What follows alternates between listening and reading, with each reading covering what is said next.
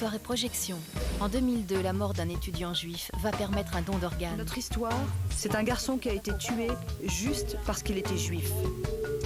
Une des plus grandes mitzvahs qu'on pouvait accomplir dans ce genre de situation serait le don d'organes. Quand j'ai su que le rein provenait d'un juif, cela ne m'a pas posé de problème. Véritable ode à la tolérance face à des peuples qui se déchirent, ce document est plus que jamais d'actualité. Au-delà de la haine, ce soir à 23h35 sur Planète.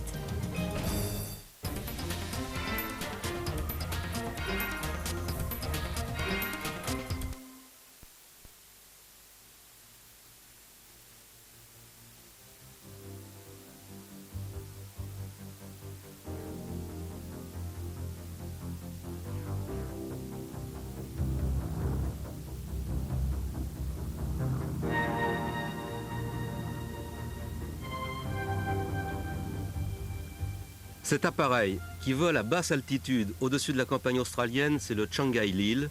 Il préfigure le célèbre Douglas Dakota. En 1988, le Chang'ai-Lil a été complètement restauré par Australian Airlines, retrouvant ainsi l'aspect qu'il avait en 1946, lors de son premier vol pour cette compagnie.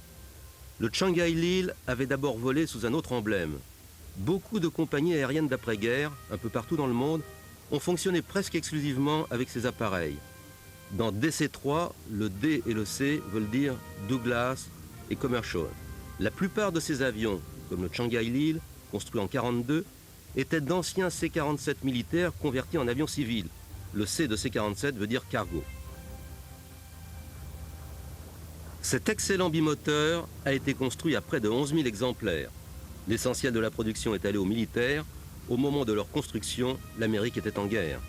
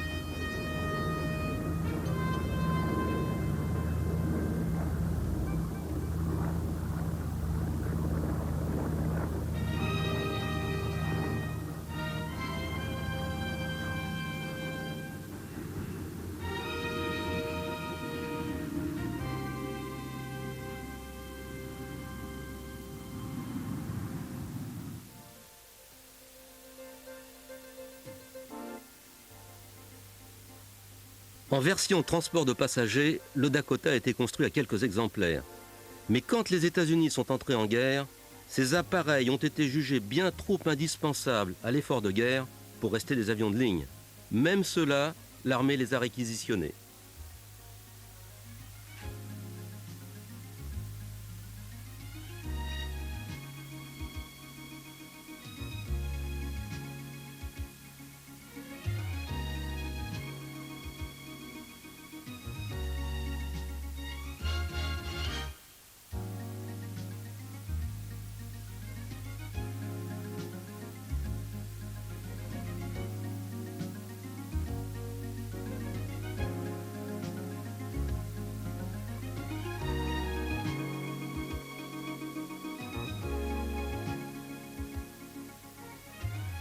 Les sièges luxueux furent retirés et leur aspect d'avion de ligne disparut sous une couche de peinture vert olive.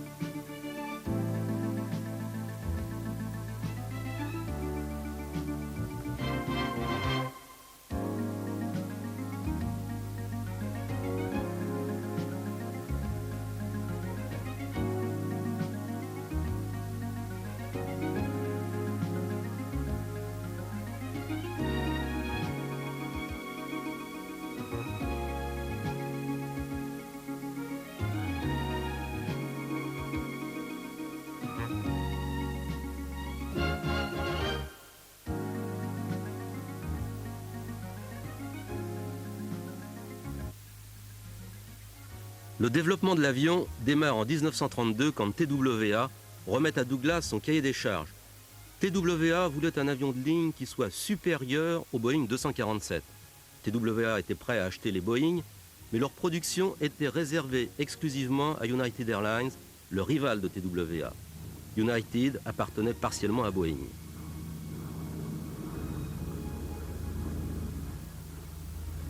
Douglas accepte le challenge de TWA et met une équipe au travail. Il commence par étudier le 247 et faire la liste de ce qui pouvait être amélioré.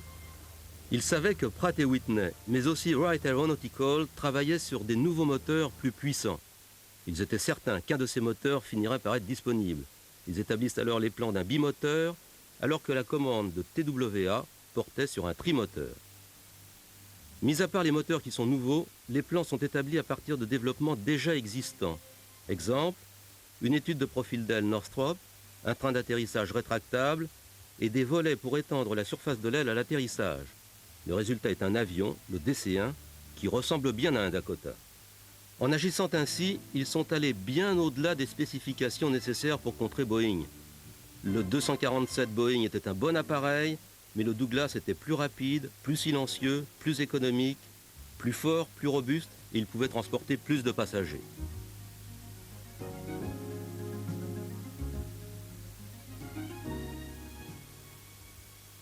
Un seul DC-1 sera construit et il s'écrasera. Un autre appareil, un peu plus long, le DC-2, est alors mis en production. Aussitôt après son premier vol pour le compte de TWA, le 15 mai 1934, les compagnies aériennes américaines et européennes commencent à se renseigner et à passer commande.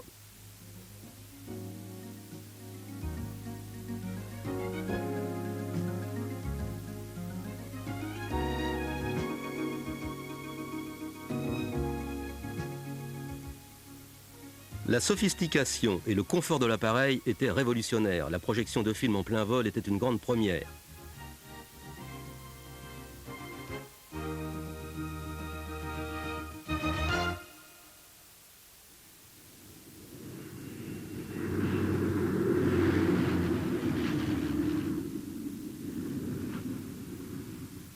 L'armée américaine remarque rapidement ce Dakota et prend livraison de son premier exemplaire en 1935. Très impressionnés, les militaires en commandent aussitôt deux de plus.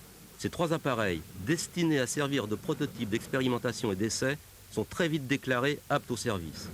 L'US Air Force en commande 18 autres, des C-47, équipés de grandes doubles portes pour le chargement. Ces appareils serviront d'avions de transport et de centres de télécommunications volants.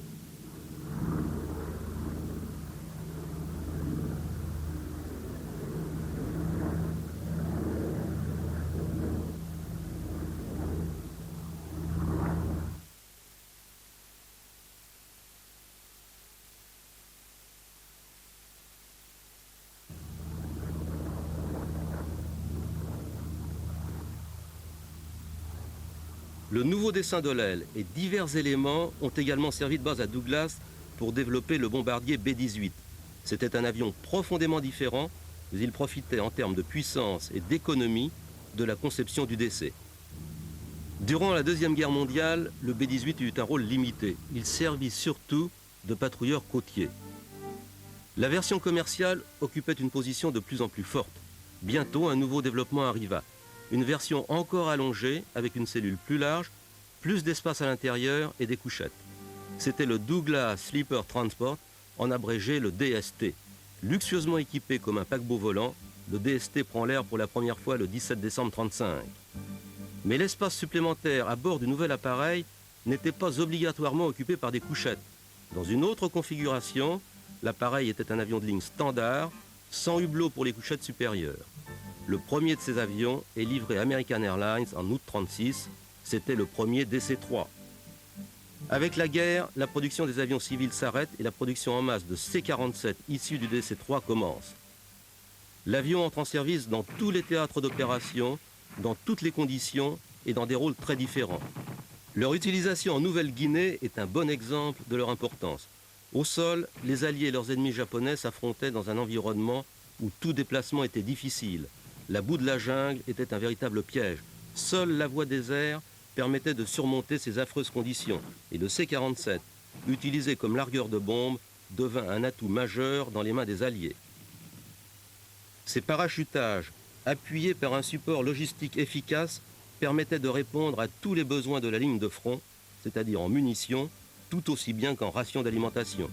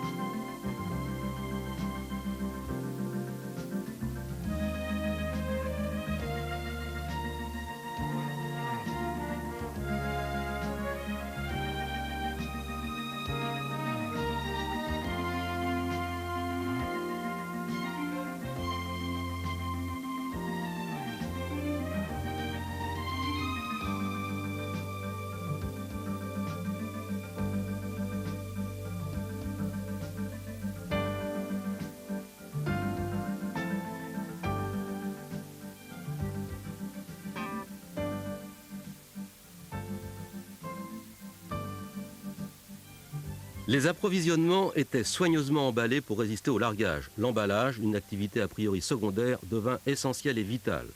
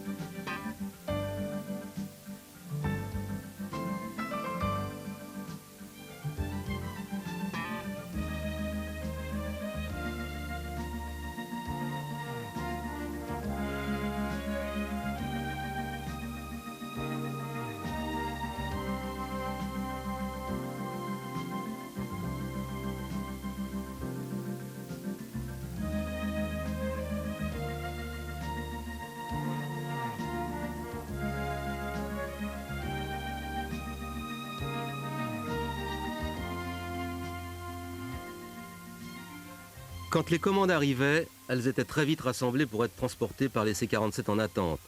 Pendant qu'on procédait au chargement des C-47, les pilotes, eux, étaient briefés sur les terrains de largage possibles. La plupart du temps, une petite clairière taillée dans la jungle et balisée avec les parachutes des précédents largages.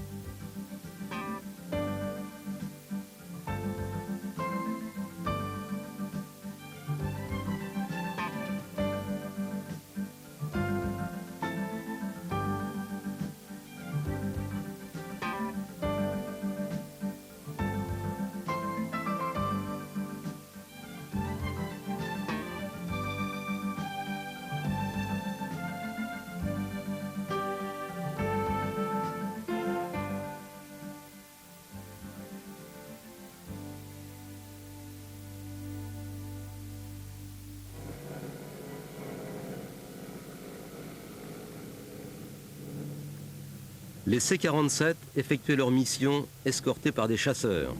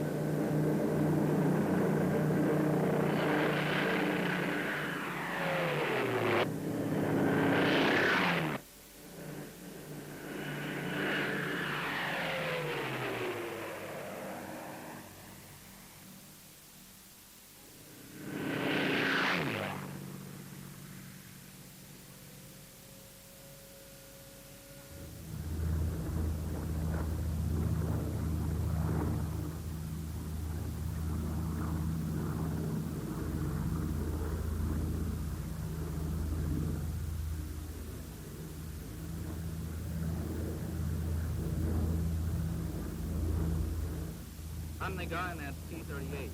I'm upstairs looking out for trouble.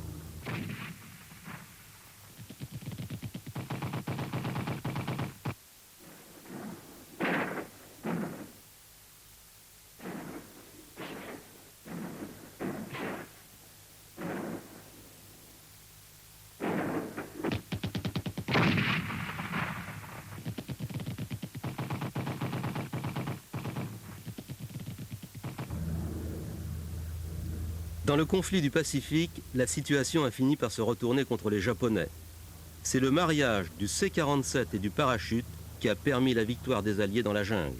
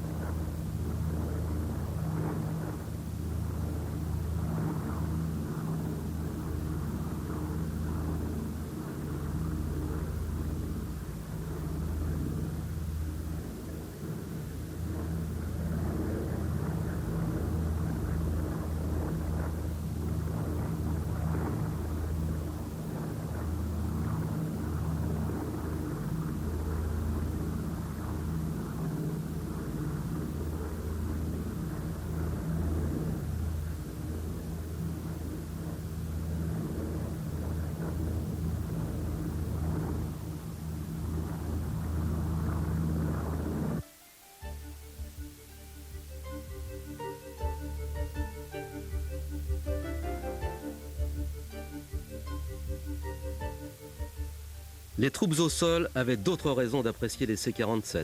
Beaucoup de soldats blessés allaient lui devoir leur vie.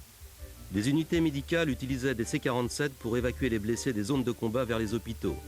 Des infirmières les soignaient en vol. Le dévouement, la bravoure et le travail harassant de ces jeunes infirmières ne sont pas près d'être oubliés.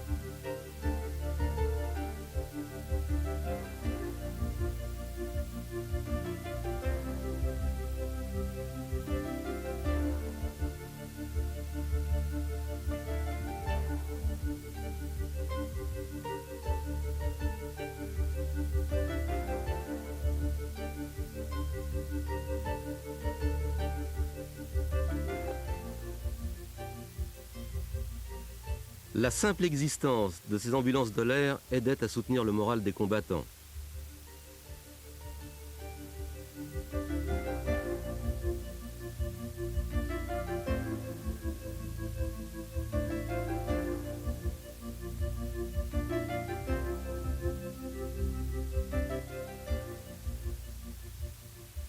Le Dakota était utilisé des deux côtés du Pacifique. Juste avant la guerre, les Japonais s'étaient lancés dans la construction de cet avion de ligne. Ils ont continué de le construire, mais équipé de tourelles de mitrailleuses jusqu'à la fin du conflit.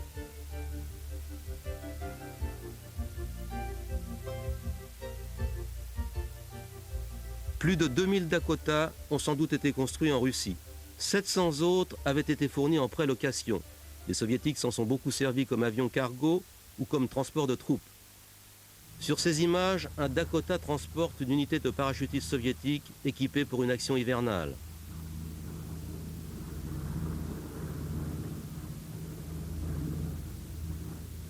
Ici, il s'agit d'une opération dans la jungle du Pacifique. L'objectif est le même, gagner la guerre.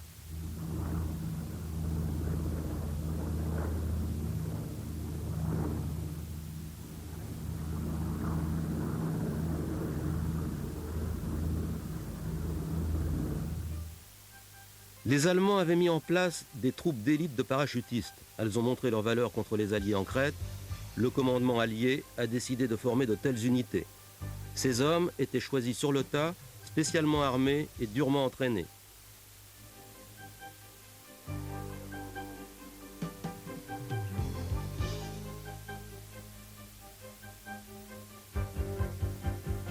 Au cœur de leur entraînement, il y avait bien sûr le saut hors de l'avion. Plus facile à dire qu'à faire.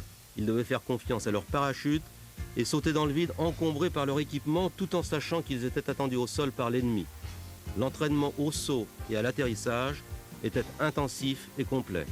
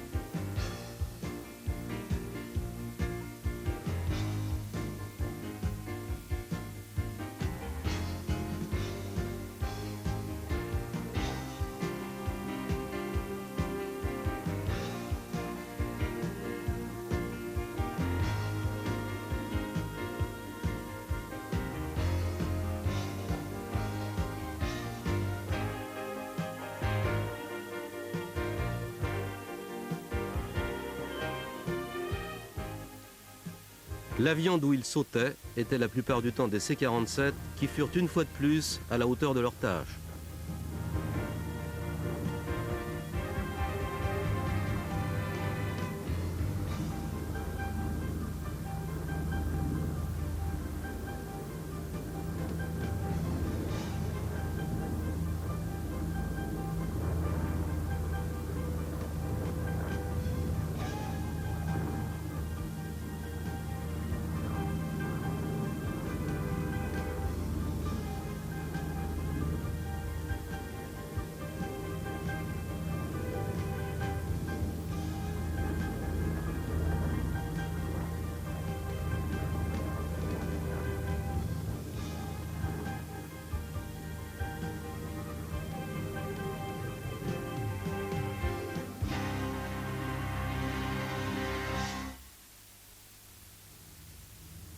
Autre moyen pour emmener les hommes au combat, le planeur. Tout au long de la Deuxième Guerre mondiale, les C-47 ont servi à remorquer les planeurs alliés. Ils avaient des cellules fragiles et leur utilisation présentait beaucoup de risques.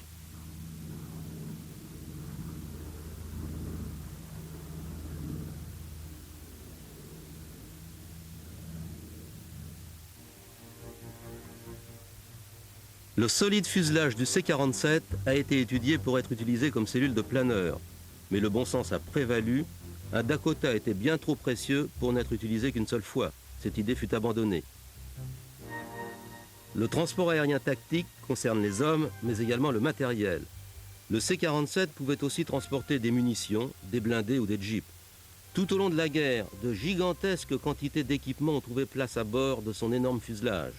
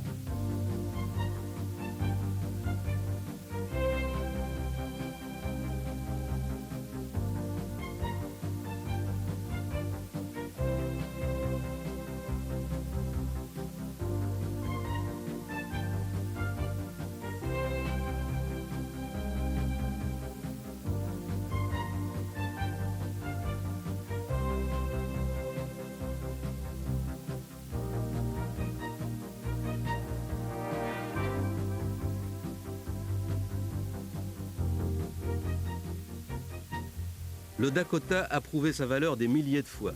C'était une carte maîtresse des Alliés. Son plus grand succès a été son rôle dans l'opération Overlord, le jour J, le jour le plus long, le débarquement en Normandie. L'invasion d'une Europe occupée par l'Allemagne a entraîné le plus grand déplacement d'hommes et d'équipements jamais entrepris sur l'eau. Une partie du mouvement s'est fait par la voie des airs. Les C-47, très efficaces, ont joué un rôle fondamental.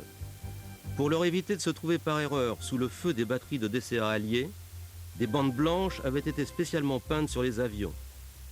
Les C-47 ont rempli 3 missions, le remorquage des planeurs, le largage des parachutistes et l'acheminement du matériel. Plus d'1 millier de C-47 sont entrés en action le jour J et les semaines qui ont suivi.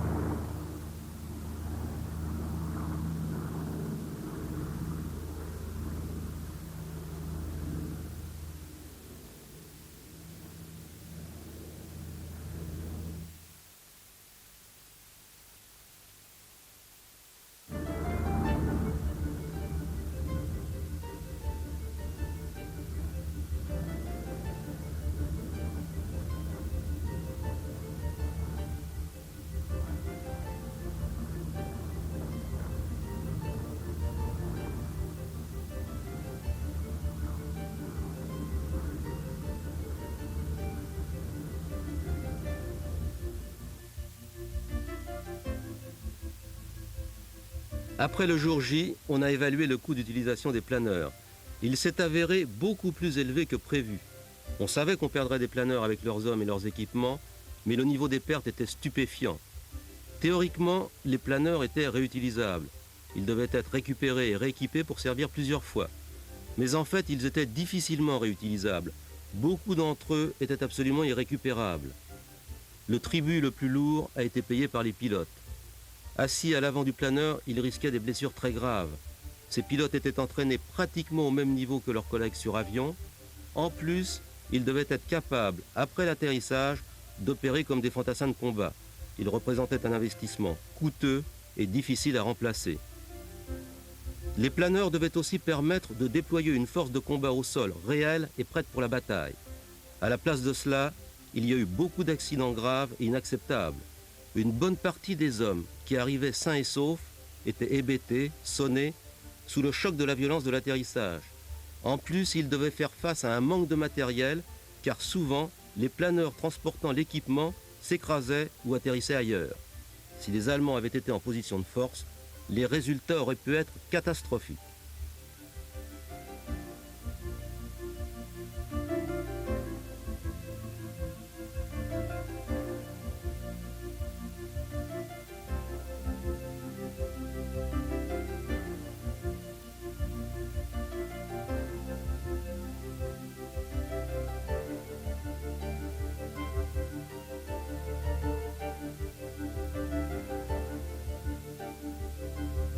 On se servait des planeurs parce qu'ils existaient. On n'avait pas prévu autant de pertes. Mais l'entraînement des troupes qu'ils transportaient contribua tout de même au succès de l'opération. Après une expérience similaire à Arnhem, les planeurs furent abandonnés. D'autres moyens plus fiables seront imaginés dans le futur.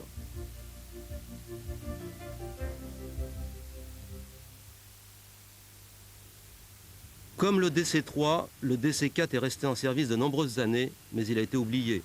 C'est son petit cousin qui tenait la vedette. Le Skymaster, avec sa taille et ses 4 moteurs, était capable de traverser l'Atlantique. Et sa carrière a été une belle réussite.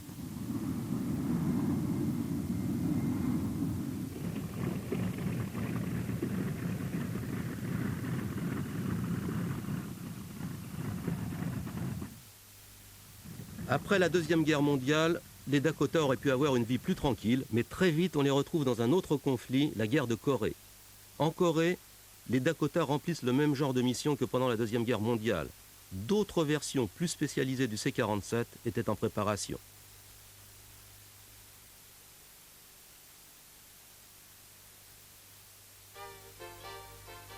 Cet appareil est un Douglas Globemaster géant transportant plusieurs blindés. Son petit frère n'aurait jamais pu le faire.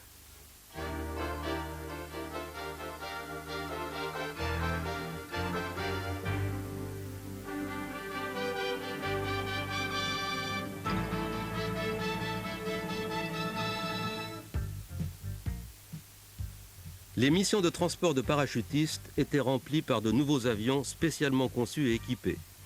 Exemple, le Fairchild Packet. Sa queue à double poutre permettait un largage par l'arrière. L'appareil était conçu pour parachuter aussi bien des hommes que du matériel.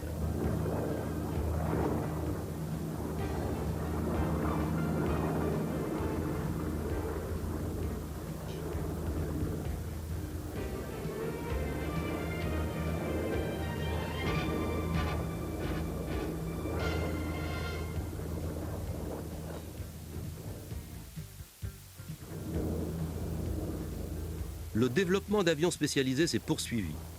Les besoins de transport tactique par air n'ont jamais été aussi élevés que pendant la guerre du Vietnam.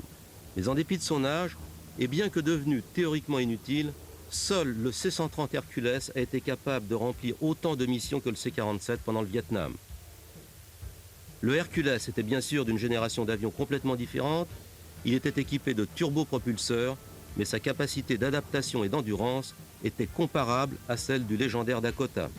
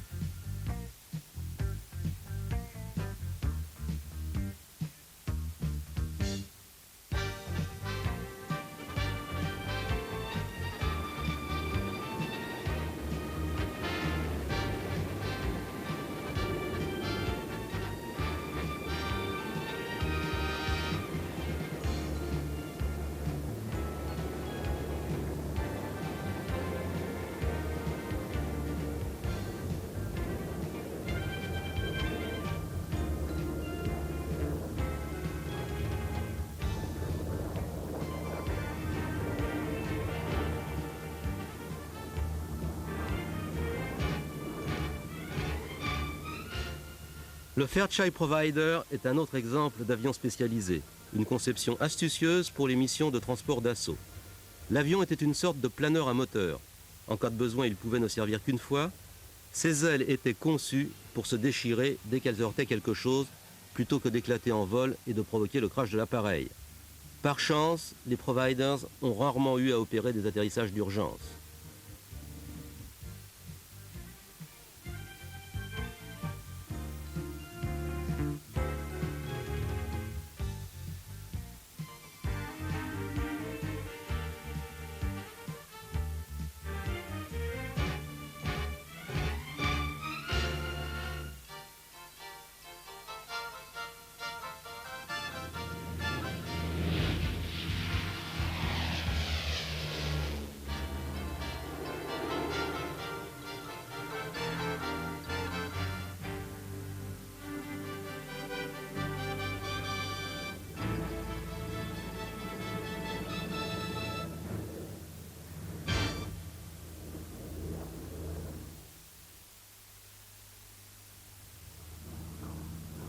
Le développement d'avions de plus en plus spécialisés aurait pu signifier la fin du C-47.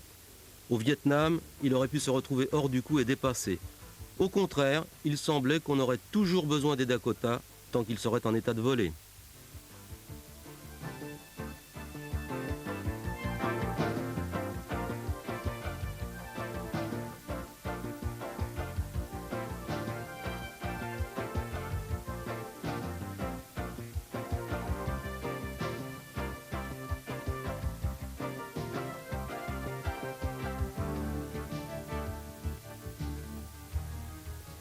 Le Dakota a même joué un rôle dans la guerre électronique.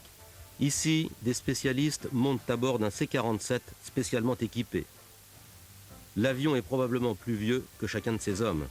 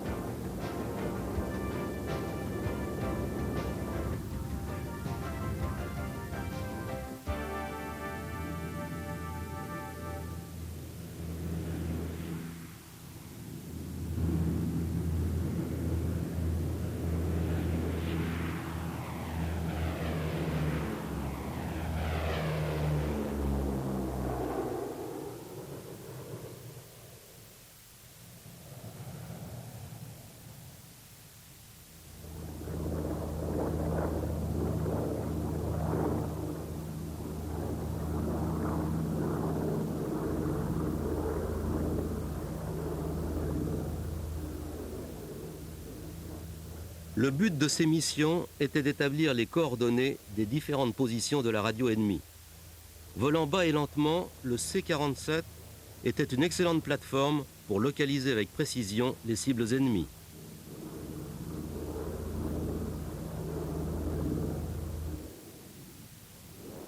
L'information était ensuite transmise aux bombardiers américains. Résultat, l'épaisse jungle du sud-est asiatique n'était plus une couverture suffisante. Les mouvements de troupes ennemies pouvaient être opérés.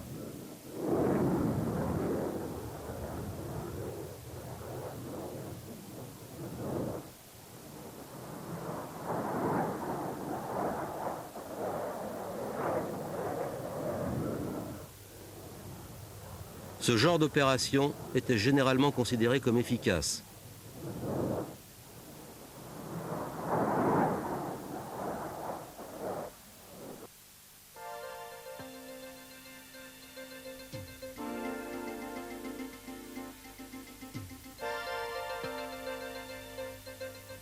Au Vietnam, le vénérable C-47 a aussi été utilisé dans la guerre psychologique. C'est avec lui que les Américains ont essayé de gagner les cœurs et les esprits des villageois vietnamiens en permanence sous la pression du Viet Cong.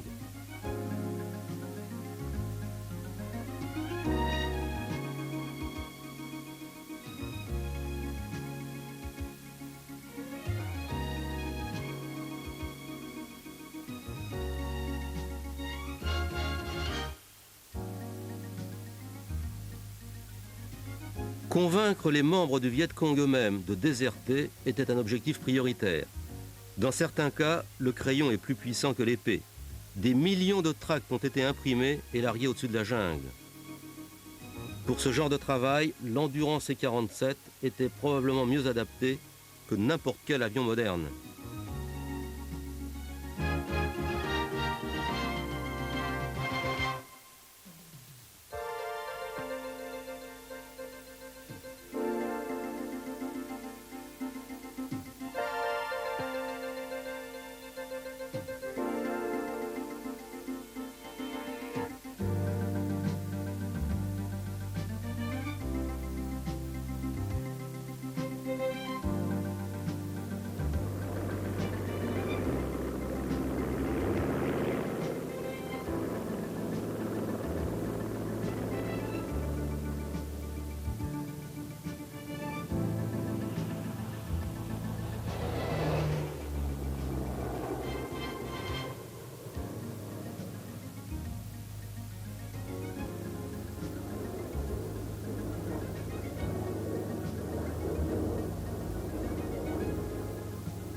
Évaluer les résultats de la guerre psychologique est difficile, mais probablement que cette pratique a été jugée efficace car elle a continué pendant plusieurs années.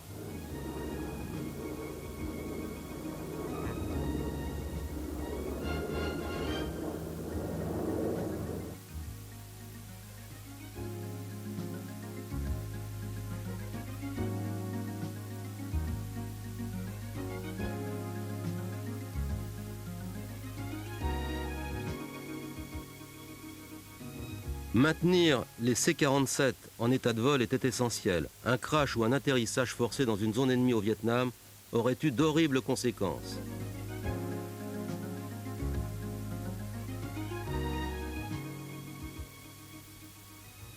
Ici, sur ces images, le C-47 est équipé de canons Gatling à forte cadence de tir.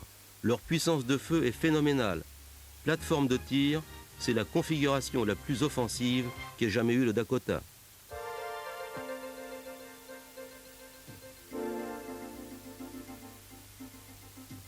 Les missions étaient minutieusement préparées, l'équipage participait au choix des secteurs qui devaient être saturés par l'appui-feu.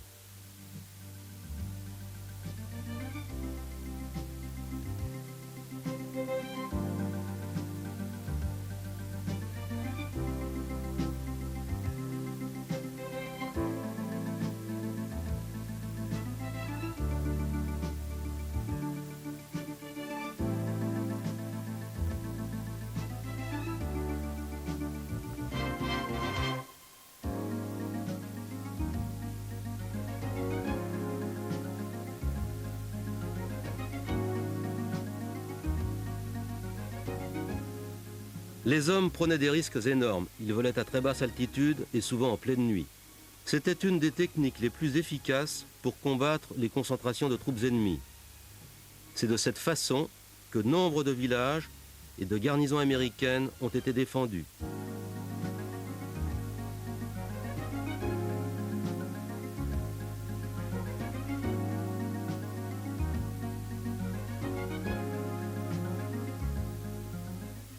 Sur ces images, on procède au chargement de fusées éclairantes. L'horrible museau d'un des canons Gatling dépasse.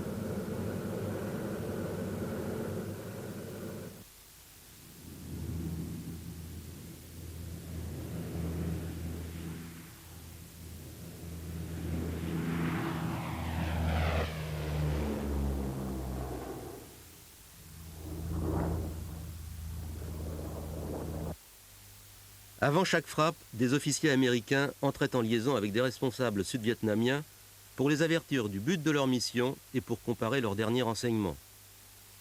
Volant de nuit, l'équipage du Dakota n'était prévenu de l'objectif final qu'en cours de route.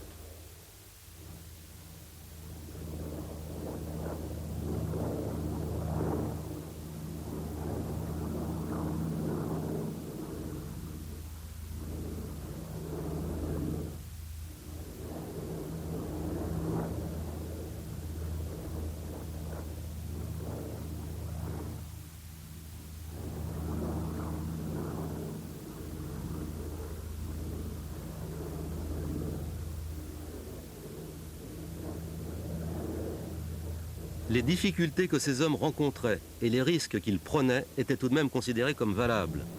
Le Dakota, avec des canons Gatling, était une des solutions pour acheminer une forte puissance de feu sur une zone de combat en quelques heures. La puissance de feu de C-47 pouvait renverser une situation.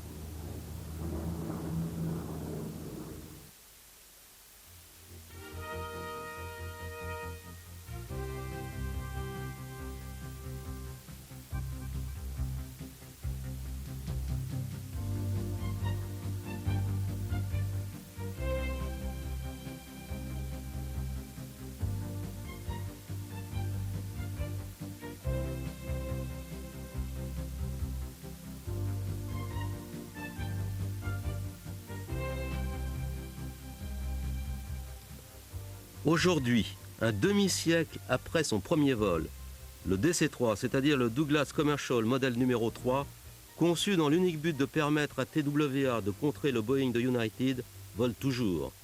Cela pose une question toute simple. Un avion bien conçu peut-il jamais devenir obsolète? La réponse n'appartient qu'à ceux qui ont volé sur cet avion de légende. Retour en arrière, en 1951, au jour où l'US Air Force remet sa plus haute décoration pour un civil non combattant, l'Exceptional Service Award, à Donald Douglas. Voici le texte de sa citation. Donald Douglas s'est distingué par sa contribution au développement de l'aviation militaire et civile pendant les 40 dernières années, rendant ainsi un service exceptionnel à l'US Air Force et à son pays. Premier exemple de son savoir-faire, le DC-3, indiscutablement le meilleur avion jamais construit.